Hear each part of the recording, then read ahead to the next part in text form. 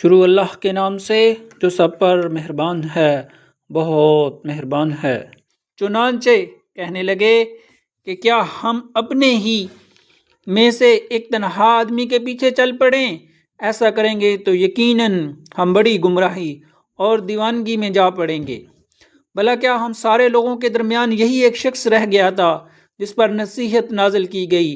नहीं, बल्कि दरअसल ये परले दर्जे का झूठा शेखी बाज है।